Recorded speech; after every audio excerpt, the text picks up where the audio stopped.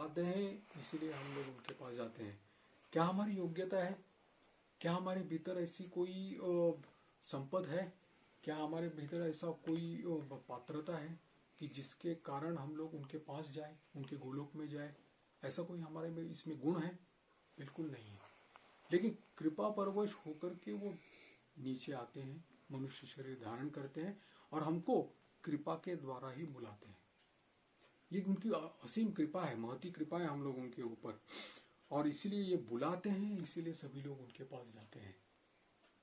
पूरे बांसुरी का स्वर सुनते ही पूरा ब्रजमंडल डोलने लगता है, पूरा चराचर सृष्टि ये होने लगती है।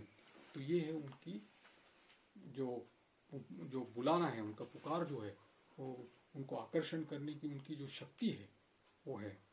तीसरा है कि ये इनका जो है उनका भाव जो है, जैसे कि कहा है कि प्रभु को यहाँ पर कहा है कि कपट कपट मनुष्य कहा है, कूढ़ कपट मनुष्य कहा है। यहाँ पर भागवत में जो कहा है, कपट मनुष्य का अर्थ है कि मनुष्य का अभिनय कर रहे हैं, वास्तविक मनुष्य नहीं है, वास्तविक भगवत सत्ता से परिपूर्ण है, इसीलिए कपट मनुष्य कहा है। और गूढ़ कहा है क्योंकि वो गूढ़ रहस्य समझ नहीं पाता। सुखदेव जी महाराज को जिस प्रकार से इसका रहस्य समझ में आ गया, वैसे कोई और हम लोगों को समझ में आ सकता है? नहीं आ सकता।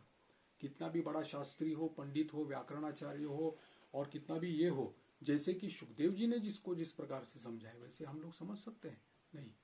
वो अलग श्रेणी के लोग हैं, केवल और केवल भगवान में रममाण होने वाले लोग हैं ये, जिसको देख करके साक्षात पूरे सभी मुनि श्रेष्ठ ज्ञानी श्रेष्ठ खड़े रहते हैं, सम्मान प्रकट करते हैं। वो है ये सुखदेव जी। तो इसीलिए इनके मुख से ही, श्री मुख से हम लोगों को ये सुनने को मिलता है। और यहाँ पर उन्होंने ये कहा है कि यहाँ पर एक जैसे तीन भगवान के जो पहलू है, जैसे सत्य, शिव और सुंदर कहा गया है। ये सुंदरता जो रहती है, ये सुंदरता की मूर्त जो है, वो हम लोगों को इसके इस अवतार में देखने को मिलती है।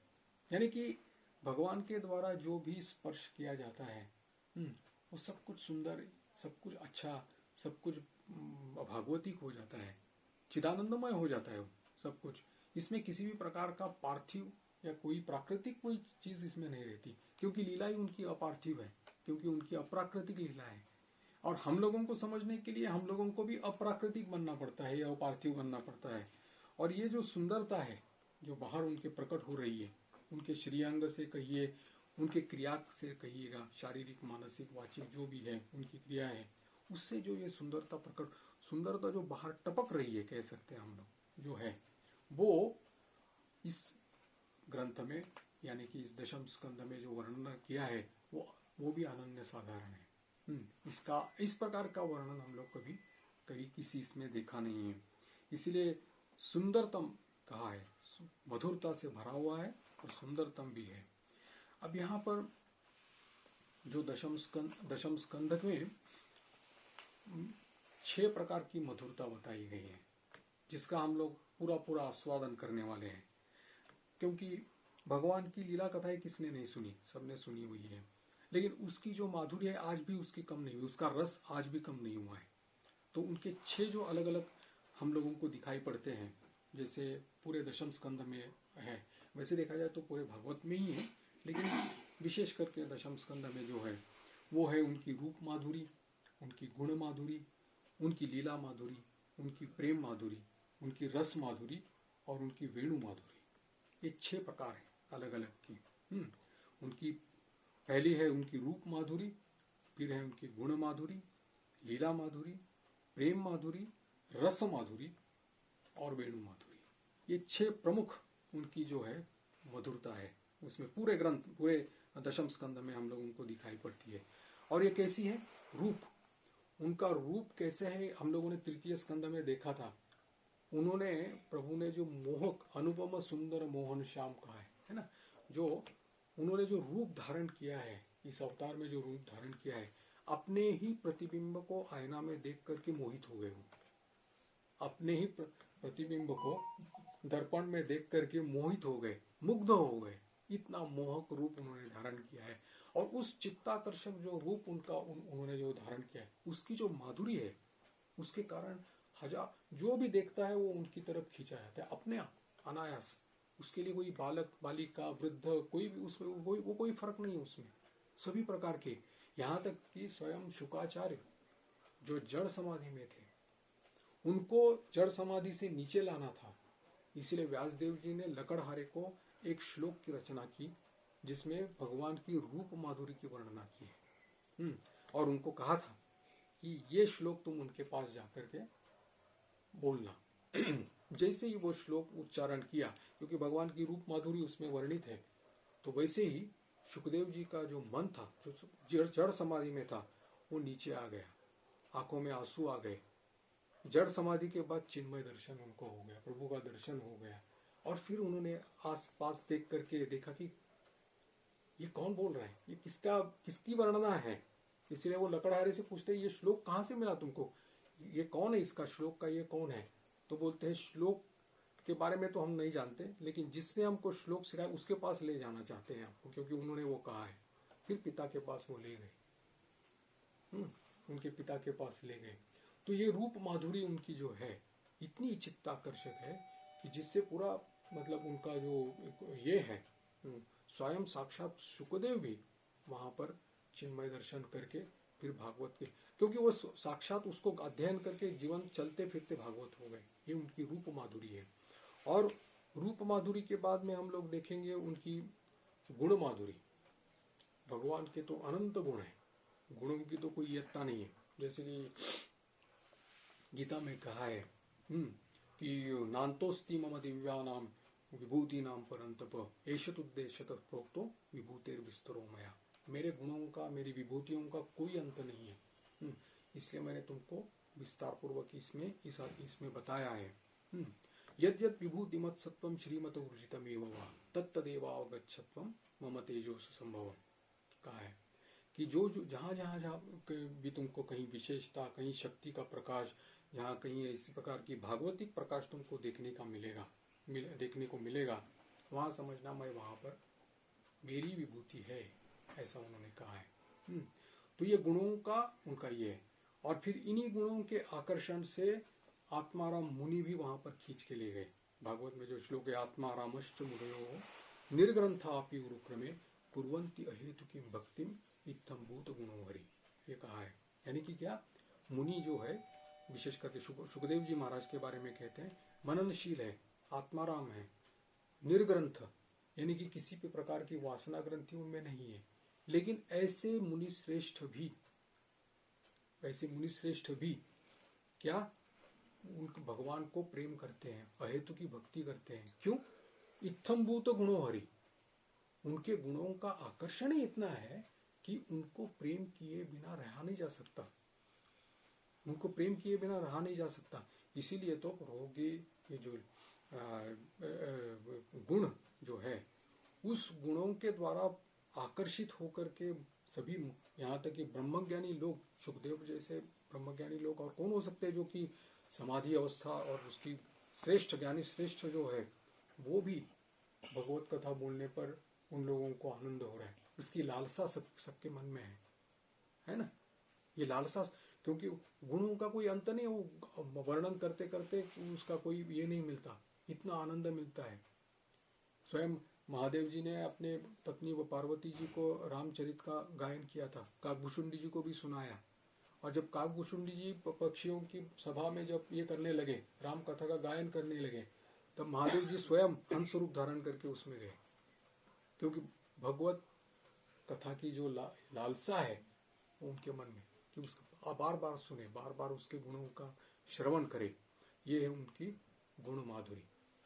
ये गुणों के कारण सभी उसके प्रति आकर्षण होता है। तीसरी है लीला माधुरी, क्योंकि सभी पूरा परिपूर्ण है सभी तरह से। ये लीला माधुरी तो हम लोग जानते हैं कि प्रभु ने जो अलग अलग लीलाएं की, वास्तविक देखा जाए तो भागवत में दशम स्कंध में तीन प्रमुखता बताई गई है। जैसे कि उनका जन्म ग्रहण के बाद में ब्रज लीला को बताया गया, 11 साल तक बताया गया। फिर उसके बाद में उनकी मथुरा लीला कही जाती है, और उसके बाद में द्वारका लीला। ये प्रमुख 3 भाग किए जाते हैं। तो ये तीनों लीलाओं में उन्होंने किस प्रकार से उनका ये रहा, मतलब लीला लीला बिहारी है तो उन्होंने किस प्रकार से लीला की, उसका माधुर्य हम लोगों को आस्वादन करेगा। लीला भी जैसे कि हम जानते हैं कि यशोदानंदन जो है उनके मुंह में ब्रह्मांड देखने का हम लोगों ने सभी ने सुना है, लेकिन उसका जो रस है वो लीला माधुरी जो है वो तो सभी आज भी सभी आस्वादन करते हैं। अब उसी लीला इसमें देखिए मथुरा ये पूतना से लेकर के सभी जितने भी राक्षसों का उन्होंने, पूतना का वध हो गया, अघासुर, बकासुर, कागासुर, चलते चलते उन्होंने कंस, चाणूर सबको वो भी लीला के अंतर्गत उन्होंने हम लोगों को दिखाया, वो जो पूरी लीला उसमें की। तो ये लीला जो है, इसकी जो है लीला वो चित्ताकर्षक है, वो खुद ही उसमें ये हो गए, अपने आप को उन्होंने उसमें उस लीला में ये कर दिया है। तो इसीलिए जैसे कि एक लीला में इसमें कहा जाता है कि एक बार कन्हैया और बलराम दोनों गोचारण करते करते कहीं दूर चले गए और पास ही आ गए थे, मथुरा के पास ही कहीं आ गए थे। तब सखा लोगों ने कहा कि कन्हैया कुछ खाने पीने की व्यवस्था करो, तो भूख लगी है। तो उन्होंने कहा कि ठीक है कर लेते हैं। तो वहाँ पर मथुरा में एक उस पार, यमुना के उस पार एक ये चल रहा था, यज्ञ चल रहा था, यज्ञशाला थी, वहाँ पर कुछ पुरोहित लोग यज्ञ कर रहे थे। तो बोले कि तुम लोग वहाँ जाओ, क्योंकि यज्ञशाला है तो यज्ञ चल रहा है, मतलब भोजन की व्यवस्था होगी, वहाँ पर प्रसाद की व्यवस्था होगी, भोजन की व्यवस्था होगी।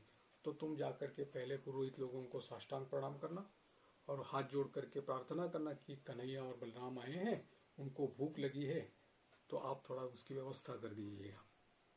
तो सखा जैसे सिखाया था वैसे गए न, और फिर वहाँ जाकर के उन्होंने प्रणाम किया, साष्टांग प्रणाम करके बताया कि इस प्रकार से हमको कन्हैया और बलराम आए हैं, भूख लगी है, कुछ खाने की व्यवस्था कर दीजिए।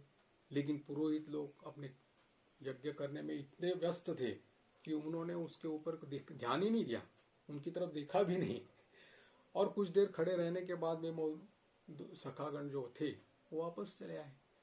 फिर कन्हैया ने कहा कि तुम अब जाओ, वहां पर रंधनशाला है, जहाँ पर रसोईया बनता है, वहां उनकी पत्नियां वहां पर है, वो लोग मुझे जानती है, क्योंकि वो तो मथुरा की रमणियां हैं। हाँ, तो उन्होंने ये नंदनंदन के जो सब लीलाएं हैं वो सब जो जाते आते रहते हैं, ग्वालिनी लोग जो जाते आते रहते हैं, उनसे सब सुनी है। उनके मन में तो पूरा एक प्रकार का न देखने से भी एक आकर्षण पैदा हुआ है उनके मन में। तो वो कन्हैया तो अंतर्यामी है तो जानते हैं, तो उनके पास जाकर के बोलो, उनको भी प्रणाम करके बोलो कि इस प्रकार से उनको भूख लगी है। तो वो वहां जाते हैं सखागण, और जो वहां की पत्नियां जब जानती है कि कन्हैया बलराम आए हैं, तब तो उनकी खुशी का ठिकाना, आनंद का ठिकाना नहीं होता। आनंद इतना आ गया उनके भीतर में कि स्वयं प्रभु आकर के मांग रहे हैं इसमें।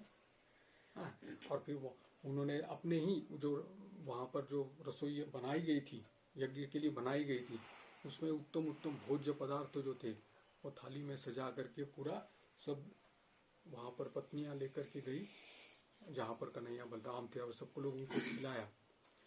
ये सब ऐसा एक आकर्षण से गए हैं सभी लोग। ये लीला की बात है कि उन लोगों को भी पता नहीं वो लोग क्या कर रही है, और वहां जाने के बाद खिलाने पिलाने के बाद में उनको याद आ गया कि अरे ये तो यज्ञ के लिए रखा हुआ था ये यज्ञ के लिए रखा हुआ था और हम लोगों ने प्रभु के इसमें खिला दिया। तब कन्हैया कहता है कि मैं कहता हूँ तुम लोग, मैं सभी ये आकाश, सूर्य, चंद्र, सभी तार ये जो हैं वो साक्षी है इसके लिए। तुम वापस जाओ, और जो वापस जाओगी तब तुम लोगों को डांटेंगे तो नहीं, बिल्कुल गुस्सा नहीं करेंगे, लेकिन तुमने हम लोगों को खिलाया है, स्वयं कन्हैया और बलराम को खिलाया है, ये जान करके उनको बहुत बड़ी प्रसन्नता होगी और तुम्हारा सम्मान करेंगे। ये कहा, तुम्हारा सम्मान करेंगे।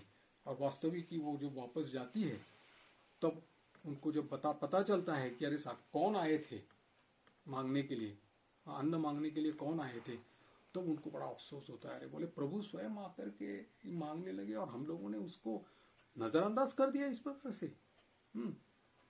और खैर एक तसल्ली ये मिल गई कि चलो हमारी पत्नियों ने कम से कम तो उनका धर्म निभाया, तो बड़ी सम्मान की दृष्टि से। तो ये जो उनकी लीलाएं जो अलग अलग रूप से प्रकट हो रही है ना, अलग अलग रूप से, क्योंकि नवल किशोर है वो। तो नवीन नवीन रस, नवीन नवीन भाव, नवीन नवीन लीला, नवीन नवीन रास, नवीन नवीन प्रकार की क्रियाएं सभी जो है, मतलब वहां पर आनंद, जो आनंद वर्धन करने वाली क्रियाएं, वो सब लीला का माधुर्य जो है उससे भरा हुआ है, दशम स्कंद है। फिर लीला माधुर्य के बाद में आता है प्रेम माधुर्य। इसमें भी प्रभु अनन्य साधारण है। प्रेम के बारे में भी, प्रेम ऐसी एक चीज है जो सबको खींच के ले जाती है, और प्रभु के भीतर में ही ये जो प्रेम जो विद्यमान है, जिसके कारण भक्त के भीतर में जो ये होता है, उद्वेलित होता है उसका भीतर का, तो वो प्रेम माधुरी जो है उससे सभी लोग आत्मविस्मृति हो जाते हैं। यही तो है कि भगवत प्रेम में मनुष्य अपने, यानी कि साधक अपने आप को भूल जाता है कि मेरा अस्तित्व है, यही वो भूल जाता है। और यही तो उसका साधना का उद्देश्य वही है, आत्मविस्मृति, यानी कि मैं हूं, मेरा अभिमान, मेरा देह, मेरा शरीर, ये जो है इसके प्रति उसकी जो उदासीनता या अपने आप को विस्मृत हो जाना और केवल एकमात्र भगवान में तन्मय हो जाना, ये प्रेम से संभव हो सकता है। इतना प्रेम प्रगाढ़ कि जहां पर प्रभु भी वहां पर मतलब अधीन हो जाते हैं, भक्तों के अधीन हो जाते हैं। जैसे कि हम लोगों ने अम्बरीश के, राजा अम्बरीश के उपाख्यान में देखा था, बोले मैं स्वतंत्र नहीं हूं, पहले हाथ ऊपर कर दिया प्रभु ने, मैं स्वतंत्र नहीं हूं, मैं भक्ताधीन हूं। क्योंकि इस प्रकार से जिसने मेरा अपना घर दार, अपना सब कुछ दाम ये लगा करके, त्याग करके केवल मुझे ही चाहे, मुझे ही केवल प्रेम, मुझे ही प्रेम किया है, जिन्होंने सायुज्य, सालोक्य, सारूप्य, सामीप्य, मुक्ति भी तुच्छ करके रखी है, और केवल मेरे प्रेम में ही अगर वो रम्मान होते हैं तो मैं उनके अधीन होता हूँ। मेरी स्वतंत्रता इसमें नहीं है, वो जो बोलते हैं वही मैं करता हूँ। ये प्रेम का आकर्षण है, प्रभु के प्रेम का आकर्षण है। वास्तविक भक्ति आस्वादन कौन करता है? भक्त करता है, प्रभु नहीं। भगवान की पहचान भक्त होती है, कहा जाता है ना। भगवान की पहचान जो है वो भक्त होता है। तो भक्त के हृदय में जो प्रेम है, हाँ, वो आस्वादन कौन? भक्त स्वयं करते हैं। अच्छा, प्रभु स्वयं प्रेम अगर उनको करना है तो उनको दूसरा कोई बनना पड़ेगा, और वो जो बन गए वो स्वयं राधा रूप में प्रकट हो गए। एक ही तत्व जो है वो दूसरे रूप में प्रकट हो गया अपने ही प्रेम को आस्वादन करने के लिए।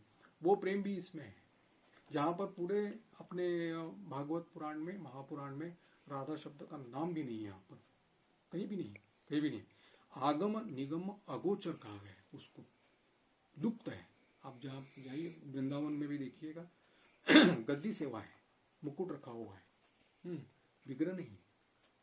बिहारी जी राधा और कृष्ण का युगल सरकार है, वो युगल सरकार है ना, एक हुए हैं, हरिदास जी की प्रार्थना से एक हुए। राधा वल्लभ लाल जी जाइए, राधा रमन लाल जी जाइए, राधा दामोदर जी जाइए, सभी जगह में क्या है? गद्दी सेवा है, नाम सेवा है, लेकिन कहीं भी मूर्ति नहीं है। क्योंकि ऐसी कोई स्याही हुई नहीं है कि जो राधा जी की किशोरी जी की जो सौंदर्य है, जो उनका जो रूप है, उसकी वर्णना कर सके या उसका अंकन कर सके। कोई चित्रकारी ऐसा नहीं निकला है। तो इनके रूप से अगर कोई मोहित हो जाता है, और यहाँ की बोलते हैं कि उनका रूप ऐसा था, इनके रूप माधुर्य में कहा है कि उनका रूप ऐसा था कि जिसमें कामदेव भी बेहोश हो जाते हैं। वो प्रभु स्वयं किशोरी जी के जो रूप है उसमें वो तल्लीन हो जाते हैं, ऐसा कहा गया है। लेकिन कहीं भी क्योंकि उल्लेख नहीं है नाम इसका, लेकिन पूरा वैष्णवाचार्य ने पूरा मतलब इसका, क्योंकि ये तो कोई काल्पनिक नहीं है, कोई वास्तविक इस प्रकार से उन्होंने निरखत वो लीला को देख लिया है। निकुंज की लीला जो है, कुंज की लीला जो है, वो अपने आंखों से, नेत्रों से उन्होंने देखी है, इसलिए इस राधात्व को कहा है। तो ये प्रेम जो है, प्रेम की जो लीला है, इसलिए प्रेम का माधुर्य इसमें पूरा दशम स्कंद में परिपूर्ण है। फिर उसके बाद आता है रस। रस हमने तो पहले ही कह दिया कि तीनों प्रस्थानों के बाद में यह रस प्रस्थान है, रस प्रधान है ये तो ग्रंथ जो है। तो इस रस का परिचय प्रभु ने अपने पूरे लीलाओं से दिया है, प्रेम से दिया है। हर एक रूप कहिए, गुण कहिए, लीला कहिए, प्रेम कहिए और वेणु कहिए, हर चीज में रस है। रस अंतिम में आना चाहिए वैसे तो। रस जो है हर चीज में रस है, उनके रूप में रस है, उनके गुणों में रस है, उनके लीलाओं में रस है, उनके प्रेम में रस है, और उनकी वेणु में भी रस है, बंसी में वो भी रस है। तो इस रस के जैसे फवारे निकलते हैं वैसे, क्योंकि हर एक के साथ उन्होंने अपने अपने ये यथा माम प्रपद्यन्ते, जैसे हर एक व्यक्ति ने उनको चाहा, वैसे उन्होंने उसके साथ प्रभु ने लीला की है। जैसे इतनी गोपांगनाएं हैं वहां पर, गोपियां वहां पर है, बस आकर के उन्होंने उनके साथ में जो लीला की है, हर एक गोपी के लिए अलग अलग कृष्ण, अलग अलग उसकी लीला, अलग अलग उसका भाव, अलग अलग उसकी तरह से वो प्रभु ने उसका रस और उसी का रसास्वादन इन्होंने किया है, हर एक व्यक्ति ने किया है। हालांकि केवल गोपियों की बात नहीं, प्रभु ने जिसके साथ भी जो लीला की है वो हर एक ने अपने अपने तरफ से प्रभु का रसास्वादन वहां पर किया है। रस में भी विभिन्नता है, लेकिन है एक ही, केंद्र स्थानीय एक ही है, प्रभु ही है, लेकिन रस की अलग अलग छटाएं हैं जो सब जगह में पूरे मानो कह सकते हैं कि अपने वहां पूरे ब्रजमंडल में मानो विस्तार कर रही है। आज भी है। हम लोग देखते हैं वृंदावन तो सोचते हैं कि द्वापर युग में प्रकट हुआ है ऐसा करके, ये तो स्थूल वृंदावन है तो वैसे चिन्मय वृंदावन है ना, चिन्मय श्याम चिन्मय धाम ठाकुर कहते हैं, चिदानंदमय ये धाम है, वृंदावन है। यहाँ की हर चीज जो है वो पूरा धूली कणा से लेकर के लता वृक्ष और वहां पर के पशु पक्षी सब कुछ है, सब कुछ पूरी एकदम इस भाव से रस से पूर्ण है। वहां के जो पक्षी चिवचिवाहट करते हैं ना, उसमें भी बोलता है कि वो सुनने से भी चारों वेदों का सुनने का फल मिलता है। वहां की पत्तियों की सरसराहट कहिएगा, वहां पे वृक्ष कहिएगा, वहां की जो कुछ है हर एक चीज एक ही बार नाम किशोरी जी का नाम बोलता है, राधे राधे। ये है प्रेम, उसमें रस जो है, सभी इसमें रस से परिपूर्ण है पूरा वृंदावन, ये चिन्मय वृंदावन है। वहां की यमुना रानी देख लीजिएगा, वहां की रस रानी देख लीजिएगा, रज रानी रज जो है वहां पर, वो क्या है, अति पवित्र चीज है। जैसे ठाकुर कहते थे कि 3 चीज ब्रह्म स्वरूप है, एक गंगा जल, व्रज की रज और जगन्नाथ का महाप्रसाद का है ना इसमें। तो ये रज जो है अति पवित्र चीज है, महापवित्र चीज। क्यों? गोपियों के प्रेमाश्रु से सिक्त, यानी कि पूरी भीगी हुई है जमीन है पूरी। और ये साधारण महानुभावा गोपियां थी, ब्रह्म ज्ञान था उनको, ऐसी गोपियां जिनके चरणों की धूल लेने के लिए स्वयं देवता लोग भी आकर के वहां पर लालायित रहते हैं, ऐसी महानुभावा गोपियां थी। उनके आंसुओं से भीगी हुई जमीन रजरानी है, अति पवित्र चीज है। कौन सी चीज है जो पवित्र नहीं है, रस से पूर्ण नहीं हो वृंदावन की। तो वैसे ही यहाँ पर जो उनका ये जो अवतार जो है ये पूरा रस माधुर्य से पूर्ण है। और इसी के कारण में मतलब ये सब जो उन्होंने जो लीला की है वो यही है कि अगर अपनी भाषा में कहा जाए तो अज्ञानी जीव का जो विषय के प्रति आकर्षण रहता है या विषय के प्रति जो मन रहता है उसको वहां से खींच करके ये विविध प्रकार की लीलाओं के द्वारा उनके प्रति जाए और उनमें तन्मय हो जाए, यही है। लेकिन ये एक जो अपूर्व माधुर्य जो है ना वो और कहीं नहीं हम लोगों को देखने को मिलता, ये अनन्य साधारण है। इसीलिए रस माधुरी, फिर अंत में आता है वेणु माधुरी। वेणु माधुरी का वो जो बंसी जो है प्रभु की, उसमें बंसी बजा करके जो पुकारते थे तो वह पूरी सृष्टि जो है पूरी सृष्टि डोल उठती थी वहां पर। और सभी लोग वहां पर अपने अपने कार्य में मग्न हैं, लेकिन फिर भी वहां से छूट कर उनको अपना शरीर है यही ये नहीं रहता था, होश नहीं रहती थी। वो सीधा जहां बंसी बज रही है वहां सीधा प्रभु के पास दौड़ के जाते थे। घर कार्य में गोपियां हैं, लेकिन प्रभु की मिलने की आस सब समय में लगी हुई है। गोरस बेचन हर मेलन एक पंथा दू का है कहा गया है। गोरस बेचना मतलब दूध का बिक्री करने के लिए, दूध को विनिमय करने के लिए कह सकते हैं। हरिमेलन उद्देश्य लेकिन वो नहीं है, उद्देश्य हरिमेलन, हरि से मिलना है, प्रभु से मिलना है। एक पंथा दो का है, एक ही इसमें दो काम हो गए उनके। इस प्रकार से ये जब भी उनकी पुकार वो आती थी तब भी पूरे सभी ब्रजमंडल के जितने भी लोग थे वो उनके पास ये होते थे, आकर के आकर्षित होते थे। वो बांसुरी का ध्वनि जो है, इसमें दशम स्कंद में जो रास पंचाध्याय है उसमें वेणु गीत भी बोल करके आता है। वेणु गीत, गोपी गीत वगैरह जो है ना, वो अलग अलग टाइप के हैं। तो उसकी भी लीला इसमें सम्मिलित की गई है। तो ये है उनकी वेणु माधुरी।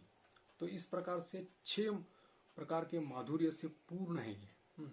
हम लोग वो उपनिषदों में ये जो कहते हैं ना, मधुवातारितायन्ते मधुक्षरन्ति सिंधव, तो मतलब ये है कि प्रत्येक चीज में प्रभु के द्वारा जो स्पर्श की हुई है या प्रभु के द्वारा की गई है, उसमें सभी में मधु का क्षरण हो रहा है। मधुवत पार्थिवम ब्रज का है ना? मधुवत सब कुछ है, क्योंकि स्वयं मधुवत जो है प्रभु भी ये मधुवत है। इसीलिए ये 6 प्रकार की जो माधुर्य जो है इससे परिपूर्ण है हमारा दशम स्कंद। अब इसमें ये देखा जाए तो इसका वैशिष्ट्य ये भी है कि केवल अगर उसका श्रवण भी किया जाए, श्रवण मंगलम कहा है, श्रीमदाततम भुवि गृह्णन्ति ये भूरिदा जना, ये जो है उसमें केवल श्रवण करने से उसका मंगल हो जाता है, सीधा प्रवेश ही लीला प्रवेश हो जाता है। और इसका उदाहरण धुंधुकारी, जिसने जीवन में एक भी सदाचरण नहीं किया, लेकिन 7 दिन दूसरा कोई उपाय न मालूम है कि उसका और कोई उपाय नहीं उसके उद्धार का, 7 दिन जल और अन्न त्याग करके उसने एक कथा सुनी और केवल उसके लिए विमान आ गया। गोकर्ण जी पूछते हैं कि ऐसा क्यों? बोले जिस प्रकार से धुंधुकारी ने कथा सुनी वैसे और किसी ने नहीं सुनी, अगर कोई सुनता तो उसके लिए भी विमान आ जाएगा। तो इसीलिए प्रभु की ये जो धुंधुकारी का मतलब सुनने से, श्रवण मात्र से ही उसका ये मंगल हो गया। श्रवण मंगलम श्रीमदादतम भुवि गृह्णन्ति, इसकी प्रशंसा ज्ञानी लोग भी, मनीषी लोग करते हैं। तो वैसे देखा जाए तो ये भागवत शास्त्र भक्ति प्रधान हम कहते हैं, उपदेश प्रधान नहीं है। हालांकि गीता और भागवत को अगर तुलनामूलक देखें तो दोनों को प्रवक्ता एक ही है। गीता का प्रवक्ता तो स्वयं श्री कृष्ण ही है और इसके भी प्रवक्ता श्री कृष्ण ही है, लेकिन प्रकट हुए हैं वेद व्यास के रूप से और पढ़ाया है सुखदेव जी को, और सुखदेव जी ने परीक्षित को उपलक्ष्य करके वो लीला प्रकट की है, पूरी लीला प्रकट की है। एक तरह से इसके प्रवक्ता जो है वो स्वयं प्रभु है, जगत गुरु है, स्वयं प्रभु ही इसके ये है, इसीलिए उसका श्रवण मंगल। और फिर दूसरा ये कहते हैं कि ये किसके लिए, पिबत भागवतम रसमालयम मुहुर्हो रसिका भूरि भावुका का है। 2 प्रकार के लोगों के लिए पिबत रसमालयम का है। हम लोग रस की बात करें ना, रसमालय, रस का आगार है पूरा एकदम, उसमें भरा हुआ रस जो वो कहते हैं ना पूरा, तो वो है रसम आलयम। और इसका पान कौन करते हैं? मुहुर्मुहु, कौन? रसिका एवं भावुका का है। भावुका का अर्थ है जो साधन पथ में चल रहे हैं, भक्ति पथ में चल रहे हैं प्राथमिक अवस्था में वो। और रसिक मतलब सिद्ध महापुरुष, क्योंकि बिना सिद्ध महापुरुष हुए मतलब परतरम नान्यत किंचित अस्ति धनंजय, इसकी उपासना जिसकी उपलब्धि जिसने की है वो है सिद्ध महापुरुष, वो है रसिक महापुरुष। और इस रस को जानने वाला, इस रस में रममान होने वाला, केवल और केवल इस रस में रममान होने वाला, ये दोनों प्रकार के लोग क्या है, इस रसमालय में आस्वादन करते हैं, जाकर के आस्वादन करते हैं मुहुर्मुहु, हर समय बारंबार उसका ये करते हैं। तो यहाँ पर जैसे कि गीता में भगवत भक्ति का केवल एक ही अध्याय हम लोगों ने देखा है, 12वां अध्याय है, लेकिन अगर भक्ति प्रधान जो ग्रंथ है उसमें सर्वश्रेष्ठ तो इसी को ही कहा है, और इसमें इसे ही दशम स्कंद जो है वो उसमें भी श्रेष्ठ है। भक्ति प्रधान तो है ही और लीला प्रधान, और ये 6 प्रकार के माधुर्य से पूर्ण भरा हुआ ये दशम स्कंद है। लीला कथा तो हम सभी जानते हैं, लेकिन इसका पान जो होता है, इसका आस्वादन जो होता है, जिसके कारण हमारे मन की मलिनता, बुद्धि की मलिनता जो हट जाती है और उसमें तन्मय होने में हम लोगों को ये मिलता है, विश्राम मिलता है, पायो परम विश्राम जो है वो यहाँ पर है। गीता के अंत अध्याय में, अष्टादश अध्याय 18वें अध्याय में प्रभु ने कहा था कि क्या सर्वधर्मान परित्यज्य मामेकम शरणम कहा था, है ना, ये कहा था। यहाँ पर दशम स्कंध में तो उससे ही शुरुआत है। सभी प्रकार के धर्मों का मतलब कोई विधि, कोई निषेध, कोई नहीं। प्रभु है इनका, क्योंकि ये लीला बिहारी जो है ना, इनकी कोई मर्यादा नहीं। मर्यादा तो हो गई, राम अवतार में मर्यादा हो गई। अब ये लीला पुरुषोत्तम जो हुए हैं यहाँ पर, यहाँ कोई मर्यादा नहीं, यहाँ कोई विधि निषेध नहीं। जिसको बुलाएंगे वो चला आएगा। भाई मालिक की मर्जी है, मालिक जो बुलाएगा जाना पड़ेगा उस समय। तो वैसे ही यहाँ पर जो है सर्वधर्मान परित्यज्य, पूरा इसके नींव पर क्या उसको पूरा जो ये है, गोपियों की अवस्था देखिएगा। अगर मर्यादा अगर पालन करती तो इस प्रकार का प्रेम संभव नहीं, किसी भी प्रकार से संभव नहीं है। तो इसी प्रकार से ये सर्वधर्मान परित्यज्य का पूरा जो हम लोगों को आनंद जो मिलेगा, जो मूर्तिमान जो देखने को मिलेगा, वो ये दशम स्कंध में देखने को मिलेगा। है तो दोनों पुरुषोत्तम ही है। गीता में भी पुरुषोत्तम तत्व ही है और यहाँ पर भी पुरुषोत्तम तत्व है।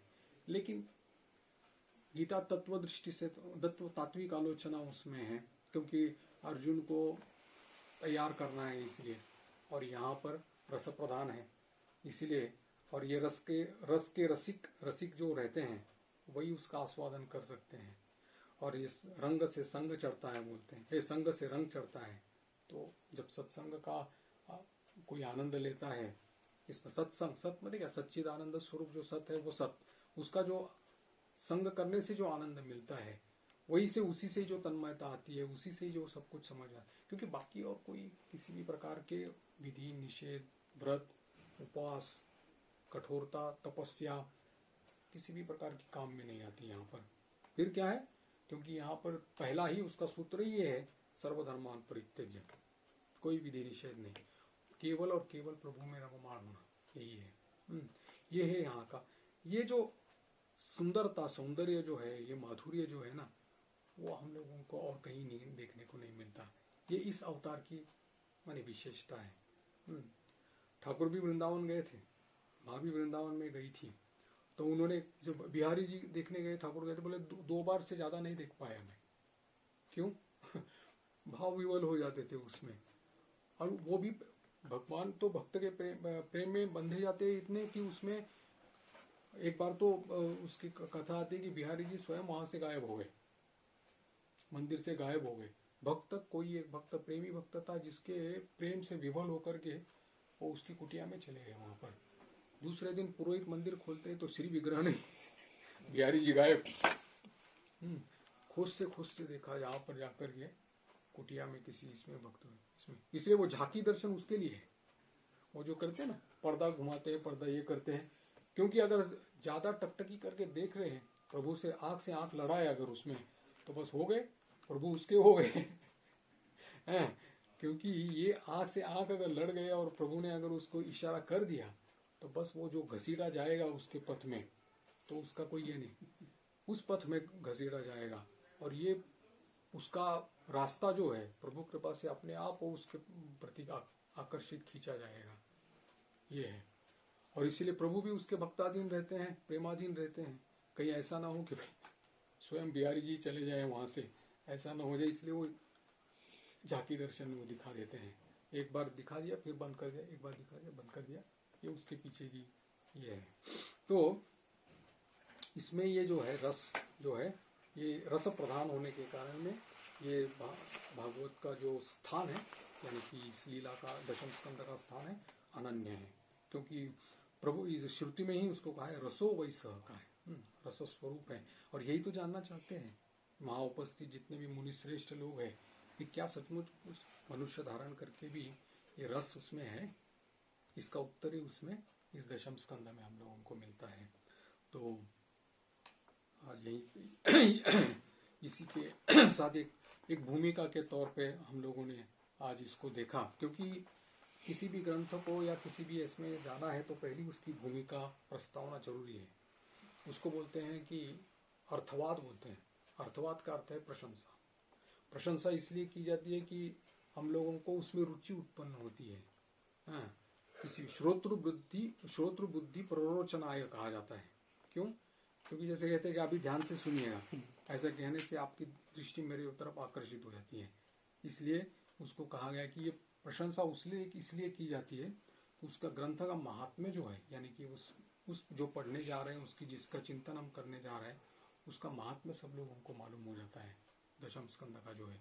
इसलिए भूमिका के तौर पर हम लोगों ने देखा। अब 3 प्रश्नों का उत्तर तो हम लोगों ने नवम स्कंद तक देखा। अभी जो आएंगे वो अगले 3 प्रश्न होंगे उनके, कि भगवान ने देवकी के जन्म। और दूसरी बात ये थी कि परीक्षित जी भी वहां पर बैठे थे, 3 दिन बिना जल अन्न त्याग के किए बैठे थे। अब देखिए, सुन रहे हैं सभी, भगवत कथा ही सुन रहे हैं।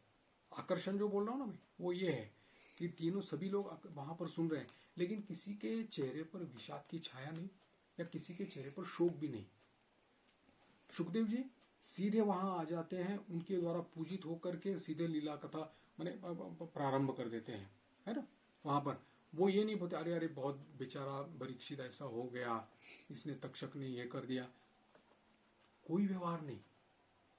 अगर हमारा ईश्वर चिंतन व्यवहार, यानी जो व्यवहार है, अगर ईश्वर चिंतन होता है व्यवहार के साथ में, तो व्यवहार ठीक है। अगर व्यवहार अगर ईश्वर चिंतन में बाधा लाता है, तो ऐसे व्यवहार को आग लगा देनी चाहिए, और ऐसे व्यवहार को ये नहीं करना चाहिए, है ना। तो इसीलिए यहाँ पर प्रभु का जो मतलब सुखदेव जी ने जो ये हम लोगों को दिया है ना, तो ये अनन्य साधारण हम लोगों के लिए। और जो किसी के भी मतलब वहां पर उपस्थित जो लोग हैं, उनके चेहरे पर भी विषाद की छाया नहीं है, ये शोक का कोई नहीं। स्वयं परीक्षित के चेहरे पर नहीं है कि 3 दिन हो गए, अब 4 दिन बचे हैं केवल। अब वो उत्सुकता है उसको श्रवण करने की, जल अन्न त्याग करके बैठे हैं कि अभी लीला कथा सुनेंगे। किसकी? उसके आराध्य देवती, जिन्होंने उनको उत्तरा के गर्भ में बचाया है, जिन्होंने उनकी रक्षा की है। उनकी अब श्री कृष्ण की कथा उनको सुननी है, क्योंकि अभी तो सब अवतारों की कथा हो गई। अब तो आप इसलिए परीक्षित सुखदेव को अभी जब हम लोग देखेंगे उसमें करते हैं कि ये आप उसके बारे में बता दीजिएगा। और जब पूरा कथा खत्म होती है तो भी देखिए सुखदेव जी निरपेक्ष भाव से चले जाते हैं। ये परीक्षित उनका पूजन करते हैं और सुखदेव जी वहां से चले जाते हैं। सुखदेव जी वहां ठहरते नहीं, जिस निरपेक्ष भाव से वो आए थे उसी निरपेक्ष भाव से वो चले जाते हैं। ऐसे नहीं कि कोई सांत्वना दे रहे हैं, भाई अभी तक्षक आएगा तुम्हारे, ऐसी कोई इस प्रकार का कोई व्यवहार ही नहीं है। क्योंकि ये व्यवहार का कोई यहाँ पर कोई स्थान ही नहीं है, यहाँ पर व्यवहार का कोई मूल्य ही नहीं है। सभी भगवत लीला में कथा में रममाण होने वाले हैं। रसिक जो है महापुरुष, सुनने वाले जो है, जो प्रवक्ता है वो स्वयं, और बाकी सभी जितने भी है तो सभी लोग इसमें ये कर रहे हैं। तो ये है दशम स्कंद की प्रस्तावना, जिसको सनातन गोस्वामी ने वो कहा है, और ये बाकी वैष्णवाचार्यों ने कहा है कि भगवान के चेहरे पर की माने प्रेमानुरंजित मुखमंडल पर जो प्रसन्न और मधुर हास्य है, उसकी तुलना की है इसके साथ में। किसी का मधुर हास्य, अब वो भी भगवान के चेहरे पर का मधुर हास्य कैसे होता होगा, उसकी तुलना दशम स्कंद से उन्होंने की है, वैष्णवाचार्यों ने की है। मतलब कितना महान उसको दे दिया है। बाकी सब श्री अंगों में उनके किया, लेकिन दशम स्कंदों को कहा केवल उनके चेहरे पर भी मधुर मुस्कुराहट जो है, क्योंकि वो भी माधुर्य से भरा हुआ है, चेहरा भी माधुर्य से भरा हुआ है। तो ये है हमारे दशम स्कंद की भूमिका। अगले रविवार को हम लोग सीधा दशम स्कंद में प्रवेश करेंगे, और वहां से हमारी लीला कथा शुरू हो जाएगी। प्रभु के पास यही प्रार्थना करेंगे जाकर के कि हमारी भी हमको उनके साथ से अलग न करें, विमुख न करें। शुद्ध अंतःकरण, शुद्ध पवित्र अंतःकरण लेकर के ही इसे दशम स्कंद को हम लोग पढ़ेंगे, जिसमें प्राकृतिक कोई स्थान नहीं, पार्थिव कोई स्थान नहीं है, सभी अप्राकृतिक और अपार्थिव लीला है जिसका हम लोग आस्वादन कर रहे हैं। शरीर, मन और अस्तित्व अपना भूल करके इसका पान करेंगे। तो कथन करने वाले का और श्रवण करने वाले का, दोनों का मंगल हो जाएगा। सीधा सुदृढ़ उपाय इसका है भगवत प्राप्ति का, है यशगान करने का। इसलिए वही प्रार्थना करेंगी सभी उसका, श्री हरि को, भगवान श्री कृष्ण को, वासुदेव को, नंदनंदन, ब्रजेंद्र नंदन या यशोदा नंदन को, कि हमारी बुद्धि को इस प्रकार से प्रेरित करें, शुद्ध बुद्धि करके हम लोग इसको पढ़ें, अध्ययन करें या चिंतन करें इसके बारे में। कभी भी कोई भी किसी भी प्रकार की वासना या अर्थ के प्रति आकर्षण न पैदा हो इससे, और कभी भी सम्मान न आ जाए इससे। अगर आता है तो मेरे वो प्रभु का है, मेरे आराध्य देवत का ये वैभव है। अगर आता है तो मेरे गुरुदेव का है। वो जो आता है वो उनकी लीला है, इसलिए आता है, मेरा नहीं है। इसलिए वो सम्मान का भी अधिकारी मैं नहीं हूँ। इसी भाव से ही हम लोगों को इसका अध्ययन करना है, पढ़ना है, कथन और श्रवण करना है। ओम शांति शांति शांति।